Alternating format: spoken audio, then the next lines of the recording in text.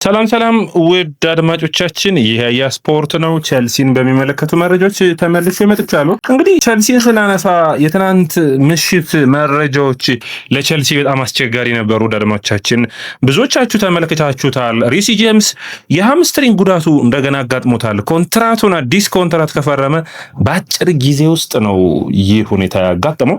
እንግዲህ በጣም ለቸልሲ ደጋፊዎች ጥሩ ዜና አይደለም። ጄምስን በዚህ ወቅት በወሳኙ ምዕራፍ ላይ ማጣት ሌላኛው እንግዲህ የሚነሳውና የሚጠበቀው የነበረው ቸልሲ የ74ቱን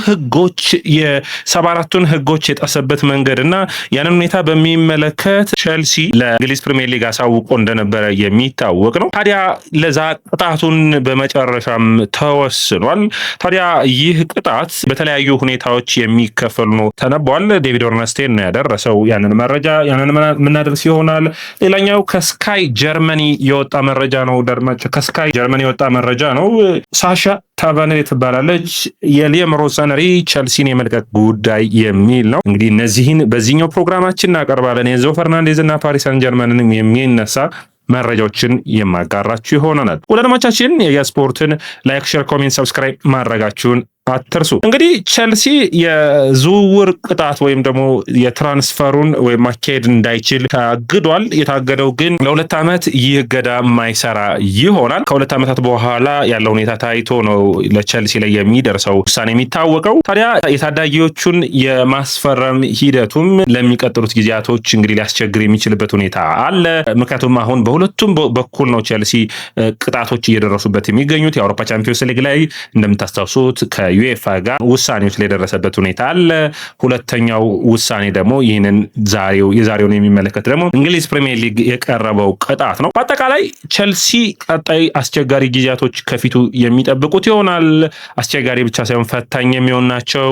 ሊየም በቸልሲ አሰልጣኝነት ውስጥ እነዚህን ፈተናዎች አልፎ ይቆያል ወይ የሚለው ትልቁ ጥያቄ ነው። የመጀመሪያው ተሳትፎ የአውሮፓ ቻምፒዮንስ ሊግ ተሳትፎን ማግኘትና ቡድኑ ውጤታማ ሆኖ እንዲቀጥል የማስቻል ነው የሚሆነው። ወደ አድማቻችን የስፖርት ነው። የስፖርትን ላይክ፣ ሼር፣ ኮሜንት፣ ሰብስክራይብ ማድረጋችሁን አትርሱ። እንግዲህ ከመጀመሪያው መረጃ ልጀምር። ወደ አድማቻችን ሊየምን የሚመለከት ነው የመጀመሪያው መረጃችን። ወደ አድማቻችን እንግዲህ ሊየም በቸልሲ አሰልጣኝነቱ የቸልሲ ቀጣይ እጣ ፈንታ ወሳኝ ከሚባሉ ሰዎች ውስጥ አንዱ ነው። ታዲያ ከለንደን የሚወጡ መረጃዎች እንደሚያሳዩት ከስካይ ስዊዘርላንድ ወይም ስካይ ጀርመኒም ተመሳሳይ ዘግበውታል። የውድድር ዓመቱ ሲጠናቀቅ የዚህ አሰልጣኝ ውሳኔ ላይ ቸልሲ ይህንን አሰልጣኝ ማሰናበት ይፈልጋሉ የሚል ነው።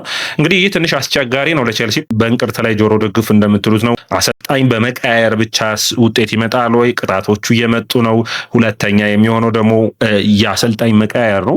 ቸልሲስ እውነት የአሰልጣኝ ችግር ነው ወይስ የአመራሮች ሁኔታ ነው ወይ የሚል ትልቅ ሁኔታዎች እንዳሉ የምታስታውስ ነው።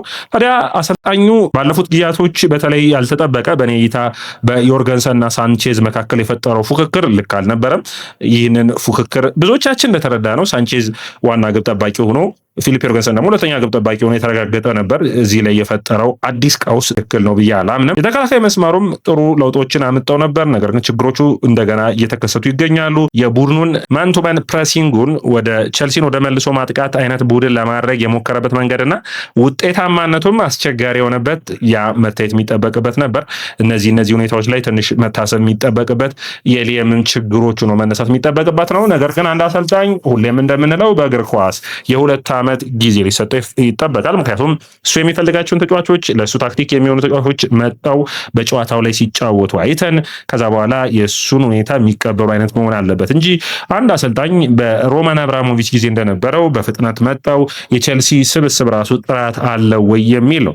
ከዛ ውጭ ደግሞ ቸልሲ ይህንን አሰልጣኝ ቢለቅስ እነማንን ሊያመጣ ይችላል ብላችሁ ብታስቡ ከዚህ በፊት ኔግሌስማን እና ኤንሪኬ ተሳካ እንደነበር የምታስታውስ ነው። ያ የሆነው ደግሞ የቸልሲ የተጫዋቾችን ሁኔታ ላይ በሚወክሉት ሰዎች መካከል ነበር። በጊዜው ኃላፊነቱን በሙሉ ለአሰልጣኞች ሳይሆን ለስፖርቲንግ ዳይሬክተሮች የሚሰጥ መሆኑ ነው። እንግዲህ ከቸልሲ አለቃዎች ጋር በተለይ ጥሩ ግንኙነት ያለው ዲዘርቢ ነው። ዲዘርቢ ሊያመጡ የሚችሉበት እድል ሊኖር ይችላል ተብሎ መገመት የሚጠበቅበት ይመስለኛል። ነገር ግን አንድ ሁኔታ አለ። ብዙዎቻችን እንደምንለው በኔ እይታ ሁሌም እንደምለው ብሉኮ ሙሉ በሙሉ ከቸልሲ ባለቤትነቱ የመልቀቅ እድሉ ጠባብ ነው አድማጮቻችን። ምክንያቱም የመጀመሪያ ኮንትራክቱን ሲፈርሙ ለ10 ዓመታት ቡድኑን መሸጥ አይችሉም። ያ ማለት እንግዲህ ኦልሞስት እስከ 2032 ድረስ ማለት ነው። ቀጣይ ገና አመታቶች ይቀሯቸዋል። አንድ ይሄን ያዙልኝ። ስለዚህ የቸልሲ ደጋፊዎች ተቃውሟቸውን ራሱ ማድረግ ካለባቸው በኔ እይታ የኢግባሊ እንዲሁም ደግሞ ሁለቱን የስፖርቲንግ ዳይሬክተሮች እንዲለቁና ቡድኑ አትሊስት በቶዲ ቦሄል ስር የነበረው ስህተቶች ቢኖሩበትም የቶዲ ቦሄል የዝውውር ሂደቶች ግን አምቢሽየስ እና የተሳካ ለማድረግ ልምድ ያላቸው ተጫዋቾችም እንደሚያስፈልጉ ማመን የሚጠበቅ ነው የሚሆነው። ታዳጊዎችን መፈረም የለባቸውም የሚል አይደለም። እንግዲህ ሌላኛው መነሳት የሚጠበቅበት የጄምስ ጉዳት ነው። ደረማቻችን እንግዲህ ጄምስ በጣም በሚያሳዝን ሁኔታ ነው እንግዲህ በዓለም ላይ ካሉ ምርጥ ተጫዋቾች እያልን ስናደንቅ የነበረው በተለይ በቀኝ መስመሩም በአማካይ መስመሩ ኮንትራቱን ሲፈርም በጣም አስደናቂ ተጫዋች ነው ጄምስ ግን የጉዳት ችግሮች እንዳሉበት ይታወቃል። ታዲያ እዚህ ላይ መነሳት የሚጠበቅባቸው ሁለት ነጥቦች አሉ። በጣም ኤንዞ ማሬስካ ጥሩ የሰሩት ስራ የጄምስን ጉዳት በሚገባ መቆጣጠር ላይ ነበር። አሁን ይህ ተጫዋች ለሳምንታት በጉዳት የማይኖር ይሆናል። መረጃዎቹ እንደሚያሳዩት ከሆነ እንግዲህ ለእንግሊዝ የዓለም ዋንጫ ሁሉ ይደርሳል ወይ አንዱ ሌላኛው ጥያቄና መታየት የሚጠበቅበት ይመስለኛል። ሌላኛው እንግዲህ መታሰብ የሚጠበቅበት የጄምስ የሃምስትሪንግ ጉዳት ተደጋጋሚ የሚመጣ ስለሆነ ደግሞ በሚገባ እረፍትን ወስዶ መመለስ የሚጠበቅበት ነው የሚሆነው። የቅጣቱ ጉዳይ በቀጥታ እንግባ ወደ አድማቻችን። እንግዲህ ቸልሲ አሁን ትንሽ አከራካሪ የሚያደርገው ማንቸስተር ሲቲ አሁንም ድረስ እየታገለ ነው የሚገኘው። ማንቸስተር ሲቲ በ115 ክሶች ነው፣ ቸልሲ ወደ 74 ክሶች ናቸው። ብዙዎቹ ደግሞ ለኤጀንቶች የተከፈሉ እንደነበሩ የምታስታውሱት ነው። ብዙዎቹ በሚታወቅ መልኩ ማለት ነው። ታዲያ ራሳቸው ናቸው ቸልሲዎች በይፋ ያሳወቁት የነበሩት። ታዲያ